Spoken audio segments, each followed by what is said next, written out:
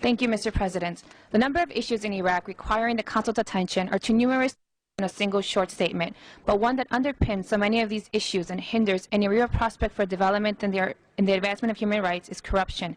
Former Secretary General Kofi Annan has described corruption as an insidious plague that has a wide range of corrosive effects on society. Iraq has been completely overtaken by this plague. It is now one of the most corrupt countries in the world. The levels of corruption experienced during the 2003 invasion and existent today under Prime Minister al-Maliki are yet more of the legacies established and left behind by the perpetrators of the war. Estimates put the total loss to corruption by defense contractors involved in the reconstruction of Iraq to be up to $60 billion, and this is just defense contractors.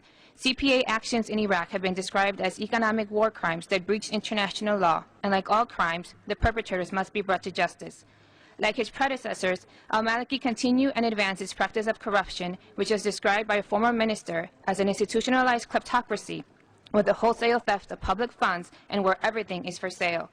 This corruption has played a significant role in the devastation of Iraqi society and its citizens' lives, rendering true democracy impossible, fostering a rule of law where government leaders and officials are above the law, allowing for grave violations of human rights to persist with impunity, and forcing Iraqis into a life of fear, insecurity, and poverty.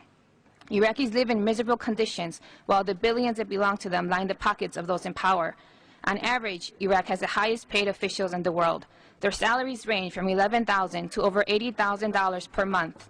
This when the average Iraqi lives on less than $300 per month and lacks the most basic of services. Further, of great concern are also the effects that corruption has had on the judicial system. Fair trials are near impossible as many judges are controlled by al-Maliki either by fear, threats, or bribes. Mr. President, corruption has led to the theft of tens of billions of dollars earmarked for Iraqis in the development of their country, and has left them without basic public services like water, food, electricity, education, employment, housing, and infrastructure. For the sake of Iraqis and their human rights, all those responsible for practicing and institutionalizing this corruption must be held responsible. Thank you.